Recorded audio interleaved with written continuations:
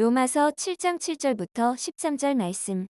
그런즉 우리가 무슨 말을 하리요? 율법이 죄냐? 그럴 수 없느니라. 율법으로 말미암지 않고는 내가 죄를 알지 못하였으니 곧 율법이 탐내지 말라 하지 아니하였더라면 내가 탐심을 알지 못하였으리라. 그러나 죄가 기회를 타서 계명으로 말미암아 내 속에서 온갖 탐심을 이루었나니 이는 율법이 없으면 죄가 죽은 것임이라. 전에 율법을 깨닫지 못했을 때에는 내가 살았더니 계명이 이름에 죄는 살아나고 나는 죽었도다. 생명에 이르게 할 그 계명이 내게 대하여 도리어 사망에 이르게 하는 것이 되었도다. 죄가 기회를 타서 계명으로 말미암아 나를 속이고 그것으로 나를 죽였는지라. 이로 보건대 율법은 거룩하고 계명도 거룩하고 의로우며 선하도다. 그런즉 선한 것이 내게 사망이 되었느냐? 그럴 수 없느니라. 오직 죄가 죄로 드러나기 위하여 선한 그것으로 말미암아 나를 죽게 만들었으니 이는 계명으로 말미암아 죄로 심히 죄되게 하려 함이라. 아멘. 지난주에는 율법에서부터 자유해야 한다, 율법을 뛰어넘어야 된다, 그런 말씀을 드렸는데요. 오늘 본문에서는 그렇다면 왜 율법을 주셨으며 또 율법이 누구에게 필요한가? 오늘 사도 바울이 로마서에서 말씀하고 있는 이 말씀을 통해서 나에게는 율법이 필요한가? 아니면 나는 율법의 단계를 이미 뛰어넘은 것인가? 깨닫는 시간 되시기를 축복합니다. 우리 한번 따라 하실까요? 자기 죄를 깨닫지 못하는 자에게 필요합니다.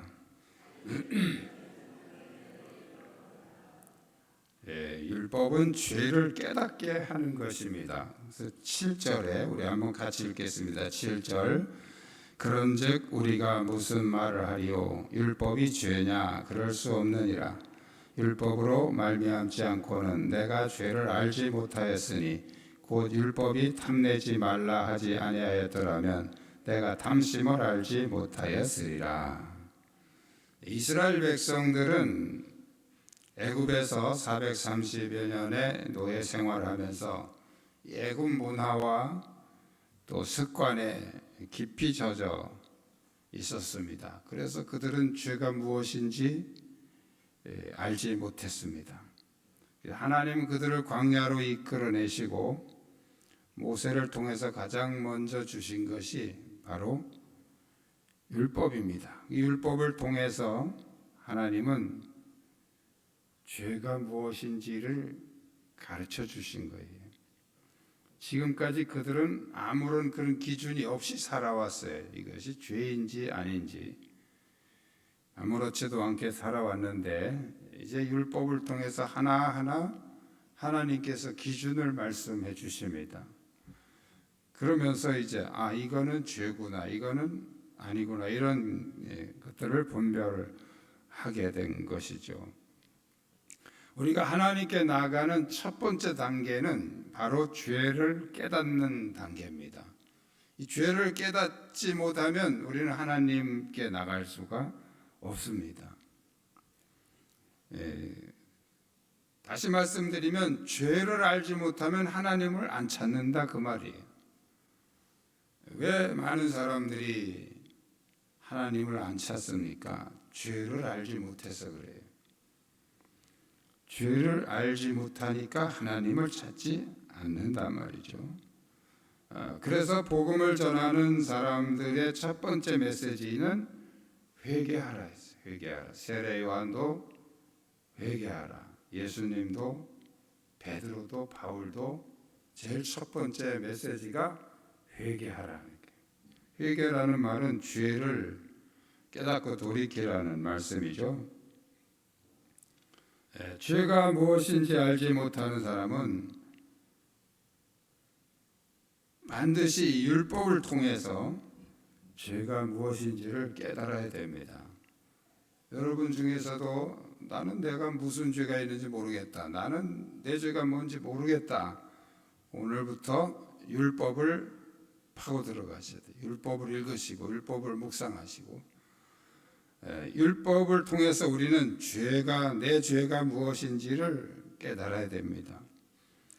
하나님이 죄를 알지 못하는 이 백성에게, 이스라엘 백성에게 율법을 주신 것은 죄를 깨닫게 하시기 위한 것입니다. 그것을 오늘 사도 바울이 우리에게 설명해 주고 있죠. 오늘날도 마찬가지예요. 죄를 깨닫지 못하는 사람, 내 죄가 무엇인지 알지 못하는 사람은 율법을 읽으셔야 됩니다. 할렐루야. 말씀을 통해서 자기 죄를 깨달으시기를 축복합니다. 말씀은 다른 사람 가르치라고 하는 게 아니에요. 자기 죄를 깨달아야 됩니다. 두 번째는 따라하시겠습니다. 자신의 영적 상태를 알지 못하는 자에게 필요합니다. 자, 율법만 알고 자신의 상태를 알지 못하면 그는 이제 율법을 가지고 남을 판단하고 정죄하고 그리고 남을 가르치려고 드는 그런 우를 범하게 되죠.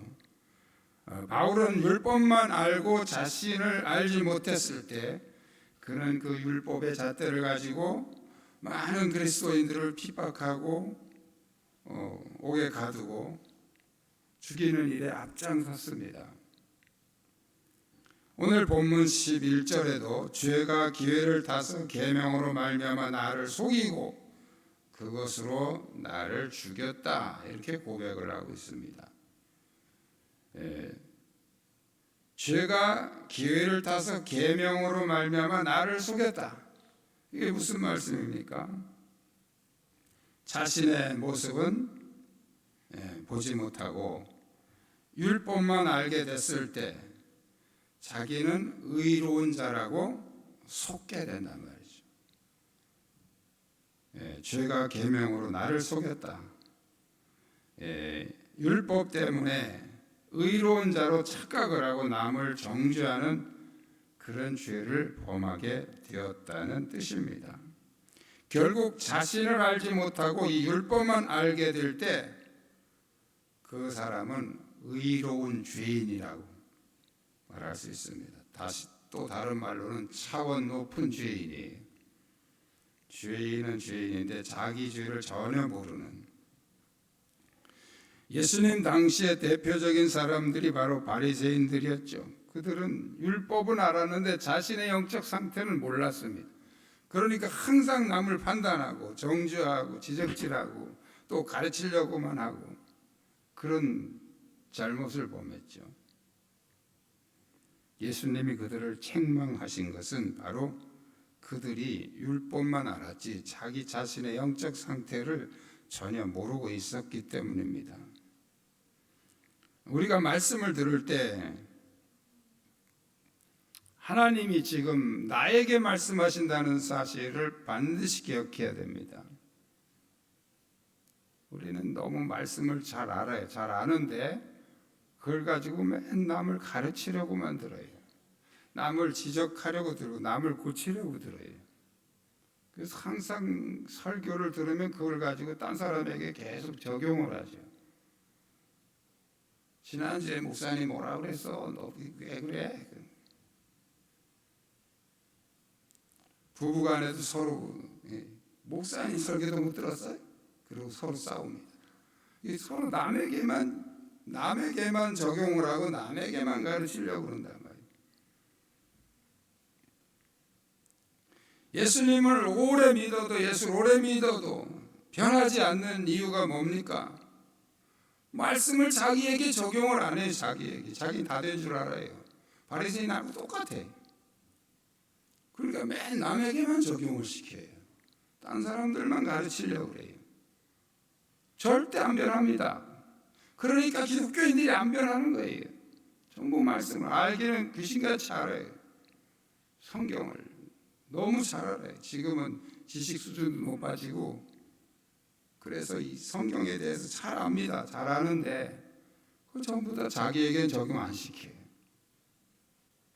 전부 다 남을 지적하고 남을 가르치는 데만 사용을 하고 있습니다. 그러니까 어떻게 교회가 변하겠습니까? 어떻게 기독교인이 변하겠어요? 제2의 바리새인들이 교회 안에 수두룩합니다. 그 이유는 말씀은 아는데 자기 자신의 영적 상태는 모르고 있어요. 자기는 다 된 줄 알고 있단 말이죠. 따라합시다. 오늘 주시는 말씀은 나에게 주신 말씀입니다.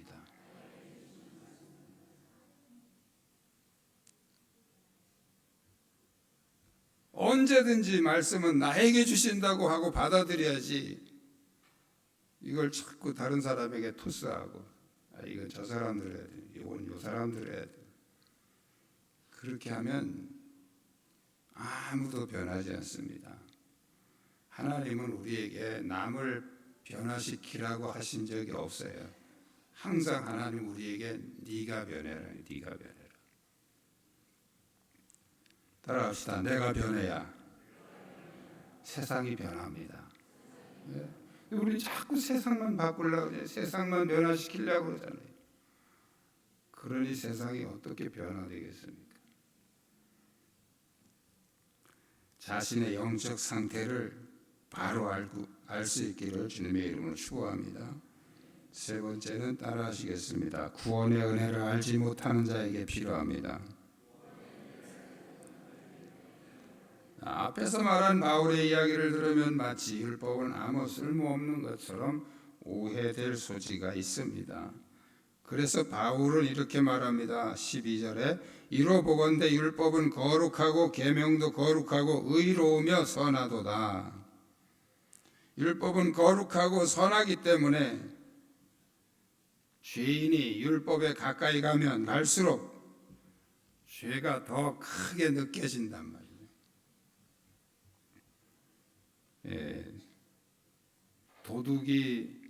도둑질하다가 감옥에 간 사람이 도둑질하다가 감옥에 온 다른 사람 보고 너 도둑질하면 안 된다 이러면 그 말 효과가 있겠어요?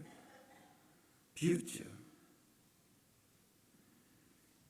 그런데 정직하고 권위 있는 사람이 그렇게 말하면 찔리겠죠. 다른 거예요. 율법은 바로 그런 겁니다. 율법에 가까이 가면 갈수록 우리는 우리의 자신의 죄의 무게가 크고 죄가 더 자세하게 드러나야 된단 말이죠. 드러나게 된다는 거죠. 그래서 이 율법을 통해서 자신의 죄의 무게가 감당할 수 없을 만큼 크고 무겁다는 사실을 깨달아야 됩니다. 그걸 발견해야 돼요. 바로 율법의 목적은 우리가 스스로 우리의 행위로 이 죄를 해결할 수 없다는 사실을 알게 하시려는 하나님의 섭리가 있는 것입니다. 그래서 율법을 통해서 내 죄는 도저히 해결이 불가능하구나라는 사실을 깨달아야 그 다음 단계가 하나님 어떡합니까? 하나님의 도움을 구하게 된단 말이죠. 우리가 우리 행위로 다 그것을 감당할 수 있으면 하나님 은혜를 구할 필요가 없죠. 그냥 다 해버리면 되니까요. 그런데 율법은 가까이 가면 갈수록 우리는 스스로 할 수 없다는 것을 깨닫게 하십니다. 그래서 하나님의 은혜를 구하게 되는 것이죠. 갈라디아서 3장 24절에서 바울은 이렇게 말씀하고 있습니다. 율법이 우리를 그리스도께 인도하는 초등교사가 되어 우리로 하여금 믿음으로 말미암아 의롭다함을 얻게 하려 함이라. 율법은 우리를 그리스도께로 인도하는 초등교사다. 그러니까 율법을 지켜서 구원받으라고 주신 것이 아니고 율법을 통해서 너희들이 그리스도의 필요성을 좀 느껴라, 이렇게 하나님이 주신 것이라는 거죠. 그래서 율법에 가까이 가면 갈수록 나는 안 되겠구나, 나는 할 수 없구나,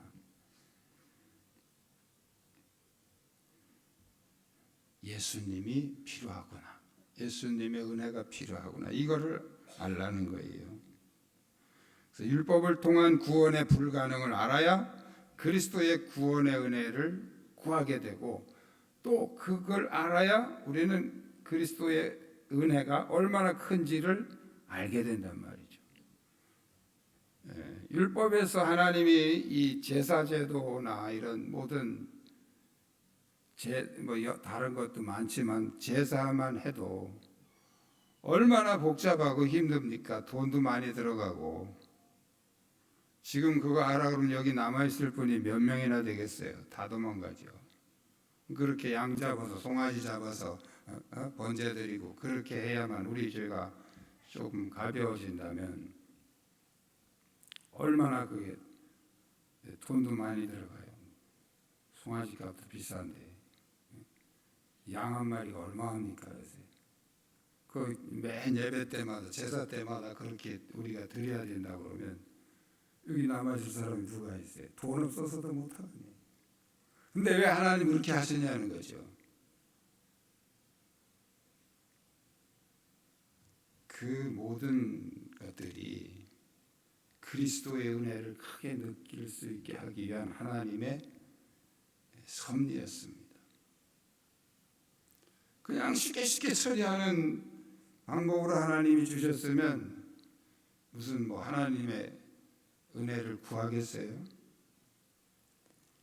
하나님은 율법을 통해서 너희 죄가 이렇게 무거운 거다, 이렇게 많은 돈도 투자해야 되고 이렇게 해도 이게 해결이 잘 안 되는 거다, 이것을 깨닫게 하시기 위한 것이었습니다. 그래서 구약 시대에는 그 제사를 드리는데도 돈이 어마어마하게 들어갔잖아요. 송아지 그 아침 저녁으로 한 마리씩 상번제로 상번제, 아침에 한 마리 저녁에 한 마리 양을요. 그리고 개인이 또 다 개인마다 또 솔로몬이 성전을 건축하고 그 성전 낙성식에 드린 양만 12만 마리. 며칠을 그냥 계속 양을 태워서 드린 거예요. 그걸 현금 가치로 환산해도 어마어마한 돈이죠. 양만 드렸습니까? 송아지에 염소에다가 여러 가지 많은 재물들을 어마어마하게 드렸는데 왜 그렇게 하나님 그런 방법을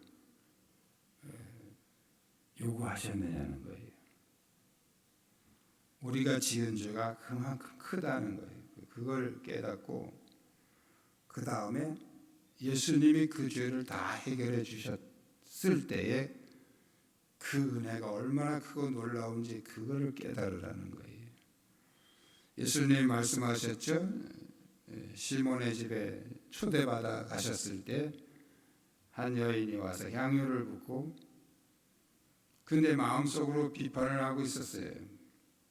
저 여자가 어떤 여자인지 알았으면 예수님이 저렇게 가만히 안 계셨을 텐데. 그리고 마음속으로 비판해서 예수님이 그거 아셨죠.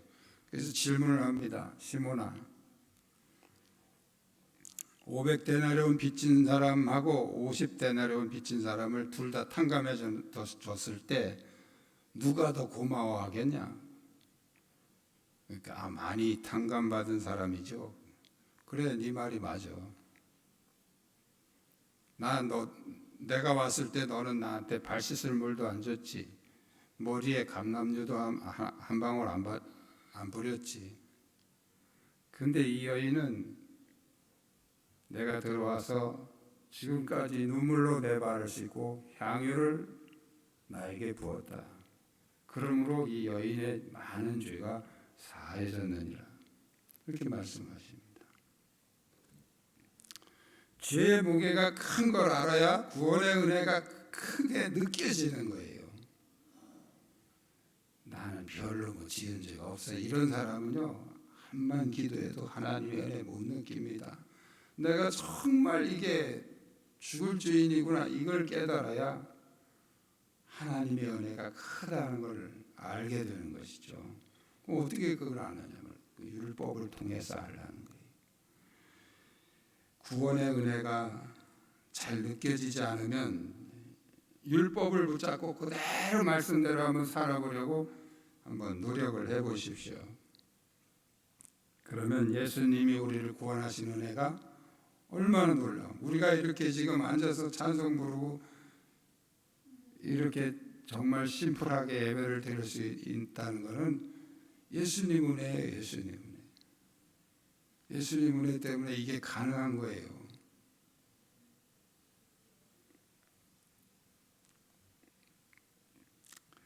내가 할 수 없다는 사실을 더 많이 느끼는 사람일수록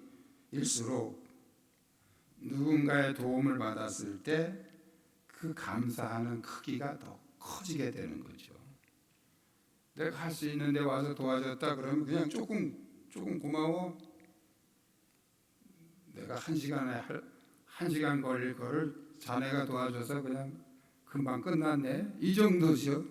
근데 나는 절대로 하지 못하는 거를 누가 와서 해줬다고 생각해 보세요. 그렇게 하겠어요? 당신 아니면 절대 못할 건데 정말 고마워. 내 식사라도 하러 가자. 가서 소고기 사줘야지. 그 정도면. 이게 크기가 다른 거예요. 예수님의 은혜도 마찬가지예요. 그냥 나는 그냥 별로 내가 도둑질한 적도 없고, 그 사람들은 죄라 그러면 이제 그런 얘기 하잖아요. 내가 무슨 도둑질을 했나, 누구를 때렸나, 내가 나쁜 짓을 별로 한 게 없는데, 이렇게 생각하는 이렇게 생각하는 사람이 예수님이 나를 구원하셨다 그러면 별로 그게 감각이 오겠어요? 감동이? 그런데 내 죄가 너무 도저히 나는 해결할 수 없다는 사실을 아는 사람이 예수님이 나를 구원하셨다고 하면 그 감동이 커지겠죠. 그럼 어떻게 그걸 아느냐? 율법을 통해서 하려는 거예요. 그리스도의 은혜를 아는 사람은 율법의 단계를 뛰어넘게 되지만 아직도 자기 죄가 무엇인지, 자기 영적 상태가 어떤지, 그리스도의 구원의 은혜가 얼마나 큰지 이걸 알지 못하고 있다면 그 사람은 율법을 가까이 해야지. 율법을 지키기 위해서 한번 죽을 힘을 다해서 몸부림을 쳐봐야 됩니다. 그래야 은혜를 알게 되는 것이죠. 언제까지? 자기 죄가 무엇인지 알 때까지, 내 영적 상태가 어느 수준이 되는지 알 때까지, 그리고 그리스도의 구원의 은혜가 얼마나 큰지 알 때까지 율법을 붙들고 씨름을 해야 됩니다. 하나님의 말씀을 붙잡고 씨름을 하셔야 돼요. 그래야 우리는 이런 은혜들을 깨닫게 되고 알게 되는 것입니다. 여러분에게 이 믿음이 넘치시길 축복합니다. 기도하시겠습니다.